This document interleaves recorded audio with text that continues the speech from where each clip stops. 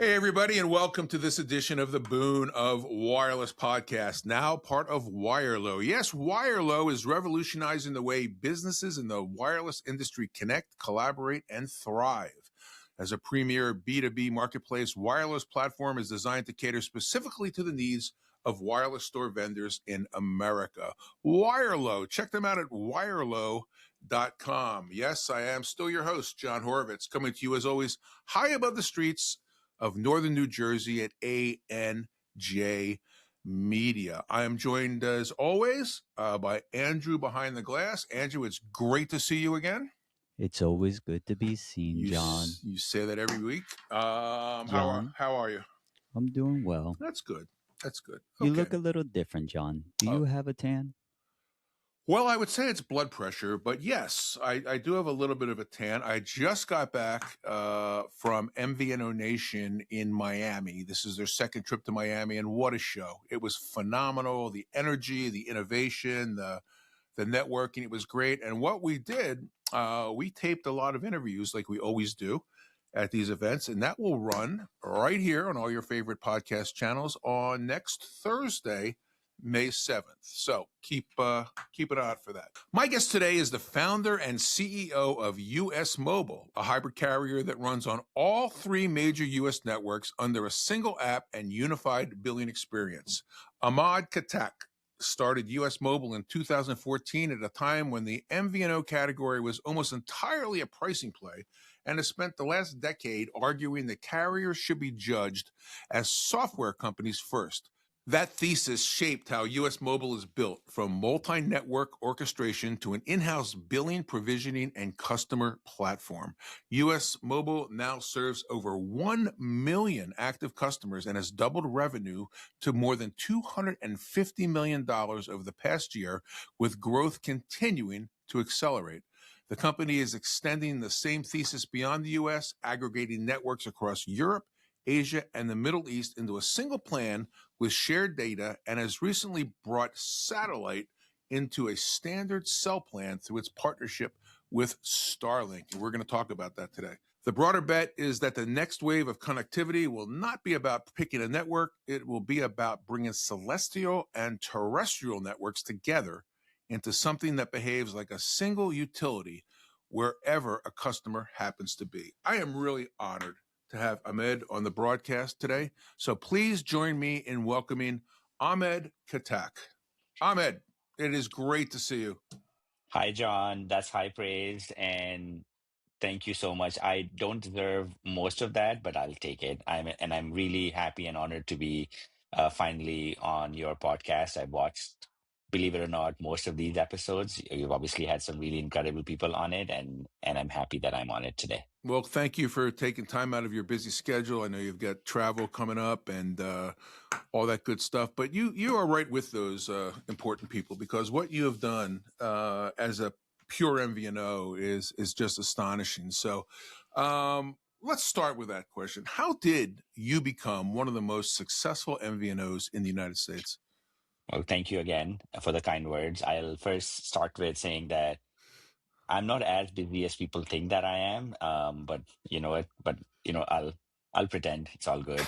Um, I will say that, to your question on how did we become one of the most successful MVNOs in the US, there's still a lot of wood to chop. We still have a long way to go to get to where we are. But I'm not unhappy with the position that we're in today, which is over 1 million customers and growing. I will say that I'll push back on the premise a little over here, because I think this is central to the story. US Mobile isn't an MVNO, at least not in the way the category has historically been defined. The MVNO playbook for the last 2 decades has essentially been a marketing arbitrage. You buy wholesale minutes and data at scale, build a brand, run an acquisition engine, exit. Mint is an archetype of that value end, right? No Right. tech moat, phenomenal marketing, a very clean brand and a brilliant outcome for the founders and the carriers, to be honest. I'm sure T-Mobile is pretty happy with that acquisition, or I think. On the other end of the spectrum, you've got consumer cellular with an older demographic, retail distribution, and again, a CAC-driven marketing business. There's nothing wrong with either model. They produce great companies and great returns. But that isn't actually what we have built. What we have built is a full stack carrier that rides on top of, well, actually four networks today, if you consider, celestial stuff like Starlink as a network, with a path to more than dozen networks globally over the next year. And eventually every network, every constellation that matters. We own our own control plane end to end, as you said. We issue our own prepaid and debit cards, our referral system, our e-commerce platform, our billing engine, our provisioning layer, our BSS, our OSS, our app, our customer identity. All of it is integrated into this one system that we wrote entirely from scratch. We sit below the application layer and above the radio, and we own every byte of that stack. So we really are in the business of transporting bytes from one place to another place, regardless of where those bytes are coming from, putting LTE GBs right next to satellite GBs. And that isn't how MVNOs get built. This is how some carriers get built. And the difference is that we can iterate at software speed, which is why we can ship something like a unified Starlink bundle with one bill and one app in a matter of 6 weeks, which is basically what it took us to build. Traditionally, the carriers, from my experience, want exclusivity with their MVNOs with a very high dollar amount commitment. When did you decide to break the mold and offer all three of the networks, AT&T, T-Mobile, and Verizon? And we'll get to Starlink a little bit. How did you, one, decide that this is what you wanted to do, but more importantly, how did you convince all of three of them to give you a non-exclusive deal? Honestly, it's less about convincing than most people assume. The issue has never been that carriers don't want to give you a non-exclusive access, or, the carriers don't want to give you non-exclusive access. The problem is that almost nobody can actually service the commits once they have them. And volume is the point over here. Hard to overstate, right? I mean, no one carrier in the wholesale market has ever had no one MVNO in the wholesale market outside TracFone has ever had the scale to manage and consistently beat its commits on all three networks simultaneously. What typically happens is a carrier goes out of their way to structure aggressive unit economics around what an MVNO or a potential MVNO has committed to. The MVNO then fails to deliver. They end up bankrupt, and almost invariably on the way down, the MVNO spends its last year kicking and screaming about the carriers publicly. They run to the regulators, and that's a pattern this industry has watched play out over and over again. So when a new entrant shows up asking for non-exclusive access across all three networks, the carrier's reluctance really isn't ideological. It's rational. They've been burned. And so what we have had to do is prove through execution. We showed up with credible plans to service the commits one by one. We didn't do it all together. Remember, we've been around for 12 years. And then we hit them quarter over quarter and exceeded them in a very, very large way. One of my carrier commitments, one of my carrier revenue is going to be I'm going to end up paying them over $1 billion over the next decade, and the first deal was $3 million, right? So once you've done that on one network, the second and the third conversations get materially easier because the business isn't theoretical anymore. But even with that, right, TracFone got to real scale, and credit where it's due.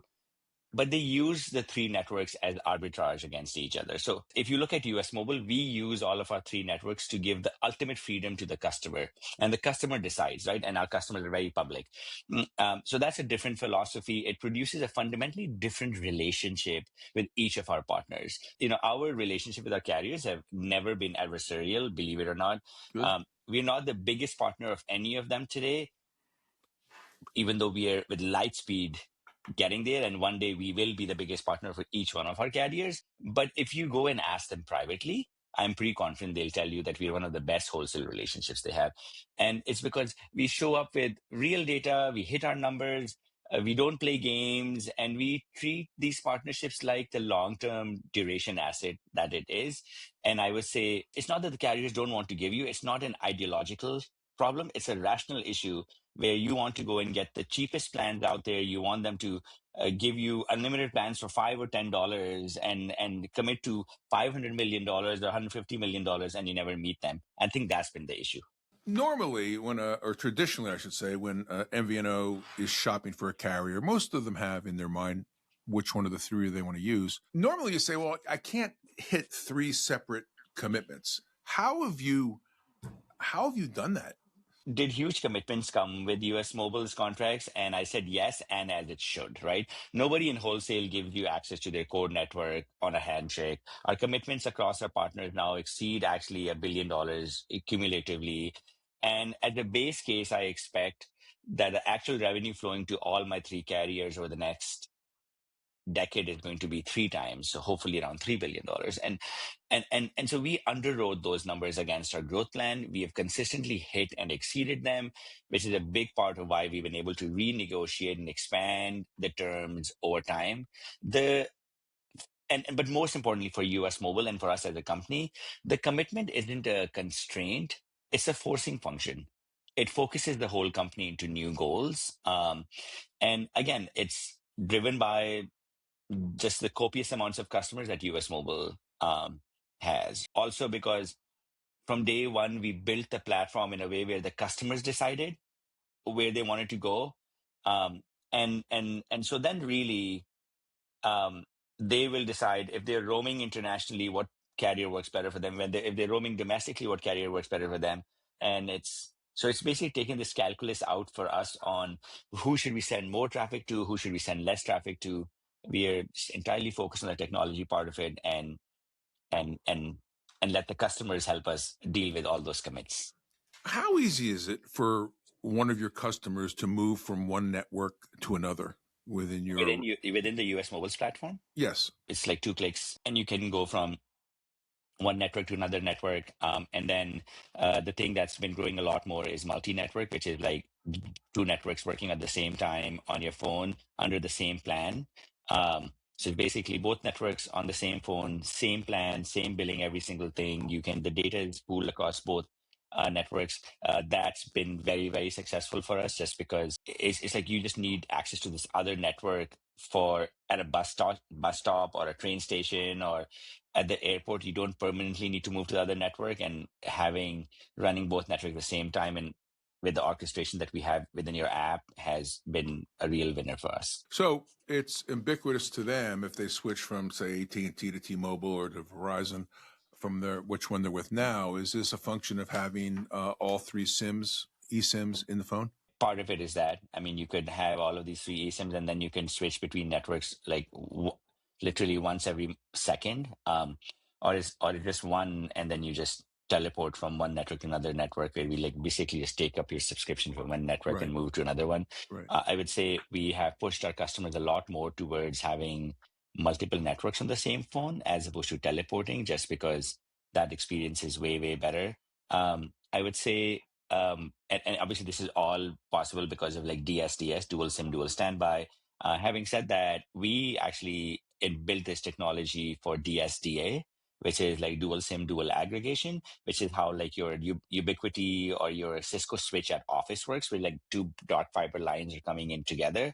I would say a lot of these phones are going to start supporting that, and then we'll be the only carrier in the world where basically that works, where you're never going to have to switch. Both networks are going to work together. I think it's a great scenario for my wholesale partners as well, because then all of them are getting paid on that bandwidth, whereas your phone is going to just aggregate both speeds. So I'm glad you asked this question, because it also speaks to how we built US Mobile over the years, where we build so much of our stuff for the future. We build so much of our stuff for, so much of our technology for use cases that do not exist today, but will exist a couple of years later. We were talking prior to getting together today about how crowded the MVNO market is, and they're popping up. I mean, I think we're going to run out of differentiators one of these days. That's what I preach. Why would I leave, my carrier or my MVNO to come with you? A lot of them don't have the answer, but you've survived with your differentiator for over 12 years and have had continued explosive growth. What do you think is the one biggest reason that you're still here after 12 years and that you're just growing? We talked about it in the introduction, how much revenue you're going and you're doubling that. I mean, gosh, 12 years is a long time now to think about it. Three things. First, we've been an engineering-led company since day one. We haven't outsourced the core of what we do. Actually, we never outsourced anything, and that compounds. Every year, our stack gets more capable, and our marginal cost of shipping new product drops. We doubled our ARR over the last 12 months or so, but our cost of shipping them did not double at all. Second, we have stayed unusually close to the customers of Telecom. I would say this is by a mile the biggest reason. I'm on Reddit as like underscore AN Khattak most days. Our engineers are in the subreddit. When when something breaks, we say it's broken. When we ship something great, we celebrate it with the community. The feedback loop has been the single best product development tool that we have had. Third, and this is the caveat, right? I want to flag, which is we've run some of the most aggressive promos in the country over the past year. In a lot of cases, we have really led the market on those promos. But we see those promos as force multipliers for the product, not as a growth strategy unto themselves. And we give you, like a genuinely low entry point for the first year. You get a taste of what the product actually is, and then you stay because the product is good. That's a very different posture from a pure play marketing MVNO whose job is to keep filling the top of the funnel forever. And this all goes back to one thing, which is the next 100 million customers in America don't want to use a company that they cannot build with or cannot communicate with. And everyone looks at my Reddit strategy and tries to replicate it. Okay. You know what the strategy is? It's hanging yourself out there on the altar, right? I mean, Reddit is where brands go and get torched. And it's the final frontier. You can say the worst thing in the world on Reddit, and people will still not know who you are. Whereas on Twitter, they'll find you, like they'll somehow find who you are, right? Yeah. And so then how do you? So you've gone there, and we went there in a category where people, I mean, carriers have some of the worst NPS scores like out there, right? Whereas US Mobile's NPS has consistently been higher than 70. So you take that crowd that's passionate about what they do in life and what the products that you use, and you tell them, hey, you can build this with us. Second, we will listen to you. Third, when we make a mistake, I'll accept it and we'll work together. And that has just basically created a viral brand. So like tomorrow, when someone is out there in the market trying to pay 25 or 30 or 40 or $50 for their cell phone service, and all of them, like from a pricing point plan, like, I mean, obviously US Mobile's big differentiator is multi-network, but even without that, if my plan's pricing the same, most of the customers will choose a company that basically will align with what their thinking is. And if the company does not align with what the thinking is, they can go and they can question the CEO directly, and I will answer. And so I would say this is like a combination of all of these factors which created this virality at US Mobile. Two things I want to follow up on what you said. First, the MVNOs that I deal with and people that want to enter the MVNO market say, John, how can they afford to sell this thing so cheaply? And I said, well, if you want to sign up for the commitment that they've signed up for with the three carriers, I'd be more than happy to help you get that price. Okay. And again, when I talk to people that want to join the MVNO market, I said, no matter who you talk to, whether it's the carrier, whether it's an aggregator, out of the box MVNO, the first things out of their mouth is, what is your forecast? That's 4 words. That's 4 words, I guess, not the first 3 words. And it's interesting because they don't know. And that's where we come in and help. And secondly, it's a very crowded field out there, as we all know, and everybody already has a phone or two. What is your US Mobile's target demographic? The answer to your first question, you answered yourself. You absolutely, you've been around for so long, you know all of these things, which is Your pricing is almost always a product of what your commitment looks like. But like that's that. Be competitive in the market. I mean, you go and give these pricings. But you have to make big commitments against them and meet them. Almost no one ever meets the forecasts that they set out, and that's the biggest issue. How did we do it? US Mobile dominated a niche from 2015 to 2018. All we did was we played in the make your own plan, where we sold 100 talk, text, and data for $9. And it was the most popular plan that we had when Mint Mobile was selling 3 GB of unlimited talking text for $15, right? Which then went up to 25. Yeah. 4 or 5, and then 25, and Yeah. then unlimited, right? Point I'm trying to make is that we didn't go to our carriers and said, hey, give me what they have. Because they'd be like, oh, okay, just commit to what they're committing, and we'll get. And we could have never done that. We stayed focused on a smaller niche where people were wanting to customize their plans. It was a revolutionary product specifically on our Warp network, right? Because like the Warp network, parent network, Verizon had never had someone who would offer like these 100 talk, text, and data. So that was revolutionary. It worked really well for my network as well, because it was a niche that they hadn't gone after. And we got to a point where we and since it was a niche and it was working and we were charging $9 for it, we were getting a lot of margins. It came at a cost of growth. We only maybe got to 100,000 customers, but then we went to them and said, hey, we are now ready to move up. Great companies dominate a niche and then they move to adjacent markets. So it's very easy for someone to look at it and say, hey, we want to compete with US Mobile and we want to give all of this pricing, we want to see this growth. What most of them absolutely lose the plot on is it took me in 2021, it took me 6 years to get to 15 million in recurring revenue, right? That meant that even at like 50% margins, and I'm not saying that's what our margins were, but even at 50% margins, the entirety of my wholesale commitment to one of my my carriers was $8 million a year, and I had really shitty pricing, right? But it didn't matter because I was playing in this niche space. And then we went from 15 to 250 million in revenue in the last 4 years as we started going towards this adjacent markets, started getting aggressive because and between 2015 and 2021, my investors probably tried to fire me like 3 or 4 times, right? Yes. And so what we spent all of those 5-6 years building the tech that we have today, building the team that we have today.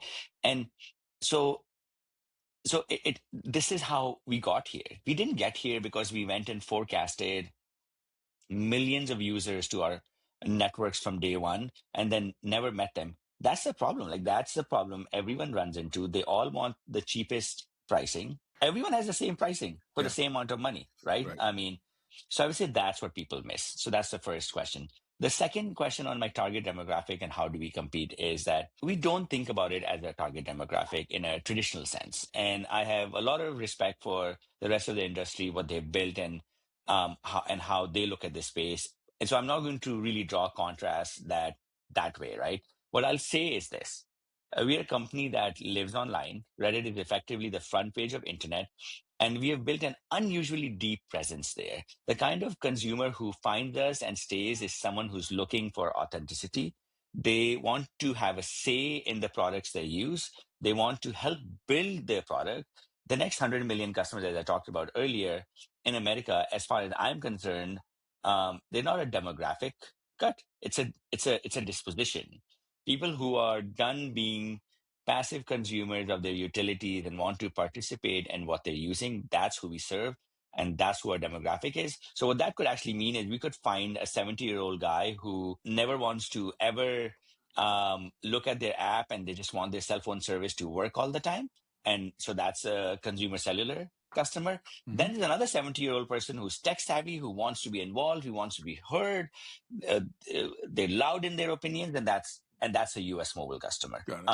So do you see like how it's the same demographic from all kinds of calculus, but it's a different customer and one that performs well with us and one that performs well with our colleagues in the space. I won't even call them competitors because it's not a zero-sum game. Um, and so that's been our disposition as a company, and it's really served us very well. So you drive through social media, you drive customers to your website, but you also have a very robust dealer program as well, correct? So what we have is we actually have 0 dealers, by the way, and that's by design. It's not by oversight. What actually you might be referring to is that we have a very robust affiliate program, which basically will give you the same amount of commissions that you would get from a dealer. So like a dealer can sign up, but Okay. but we really basically have 0 dealers, and I'll tell you why. It's because dealer-led distribution is a real business. Track total brand do very well in that channel. Mobile X feels like it's really picking up. It's a model that works for them, and honestly, they will always do a much better job than we would ever, right? So for me, this isn't a zero-sum game. There's room for multiple models to win. We have made a deliberate choice to go all in on direct and digital because that's where our platform advantages really actually compound, and we leave the dealer channel to folks like MobileX and Total, who are probably amazing at it. Fair enough. So let's talk about what I was surprised, and I think a lot of people were as well, but it makes sense. Let's talk about Starlink. You announced earlier this month that you were launching a bundled service combining cellular with home internet for about $50. How did this come about, this relationship with Starlink? This one is really close to my heart. I mean, almost a decade ago, I said on a podcast that the future of connectivity would be celestial and terrestrial together. At the time, it sounded like Jetsons fantasy, a cartoon that I grew up with. Turned out to be the right call just early. The Starlink bundle is like the first real expression of the vision in our vision in the consumer market. We've integrated home internet from Starlink with cellular on our networks into a single plan, a single bill, a single app, a single support experience for under $50 at the entry point. And when I say one app, I don't mean one app for 4 networks. I mean one app for every network that we will ever add, right? Terrestrial or celestial. We are basically pulling satellite feeds directly into our platform. The control plane we have built was for this. Candidly, I would say a fantasy until we actually shipped it.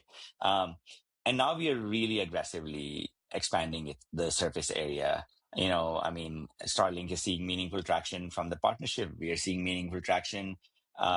We started with coverage in roughly half the zip codes in the country, and now we've gone on in, and every single zip code launches sometime next week. And then there are a few other things we're doing in that partnership that I'll be able to talk about in the coming weeks. But it's a new frontier. Architecturally, satellite is just, but for architecturally, satellite for us is just another access layer to it. It's no different than adding a new MNO to the terrestrial mix. That's what makes the whole thing possible. Having said that, this would not have been possible had we gone in as an affiliate partner. That's when we made it very clear to them from day one. I spoke to them around 2.5, 3 years back that for this to work, I need to be able to bring all the usage into US Mobile's platform. I need to be able to provision these customers from my platform, and they need to see that as a single plane. Again, there's some really exciting stuff coming next. I mean, I'll give you some idea, but we're going to integrate the Roam product into the platform as well. And so John can be on US Mobile's amazing unlimited all plan that takes him everywhere in the world under this one app. As a matter of fact, if you're multi-network, I let you roam on 2 networks at the same time abroad, but then you'll have a small dish that you can take out anywhere in the 130 countries. It's a very exciting future, but again, it's all integrated, and kudos to SpaceX and Starlink. We really viscerally experienced why Elon's companies do so well. They're so disruptive for a company that's probably going to have one of the history's biggest IPO. And it speaks volumes to what US Mobile is built, because, I mean, we really became the first carrier in the world to build something like this with them. Will there be other people like you that jump on the bandwagon, or do you have some sort of an exclusive for some time? No exclusive. I mean, SpaceX is very big. They definitely wouldn't have given us an exclusive, and I hope there are others. Well, you answered my next question. I was going to say, after 3 weeks, how's it going? And it sounds like you've found the secret sauce here to serve your customers like no one else has have. You touched a little bit on the future, and I would like to ask you, what are the future plans? But I think through our dialogue today, growth, subscriber growth, revenue growth, technological growth, making new offers. Anything I missed on that? One thing I'd like to address is I've been getting these questions. I was like, how did my carrier partners, or like, how did my partners in general react to Starlink? So I would say at first, the answer to that is that, they don't really have a say, but it's not something that we spend a lot of cycles talking about internally. My guess, and this is just a guess, is that our carrier partners weren't surprised that US Mobile was the one that did this because they know us, they know our technology. And if anything, I think they're probably very happy for us. We've been an open book with all of our partners from the beginning. And the reality is, and we've done this in the past, that we'll end up sharing a bunch of this technology with all of our carriers as well, or anyone else, just because I open source my pool plans. I would say that the ecosystem is better when it's built collaboratively. And your question on like how has it been going? Like it's been 3 weeks Right, plus. right, It's been a blowout, right? Candidly, right. beyond what we Good. modeled. The Reddit announcement is on a trajectory that will likely see over 1 million views.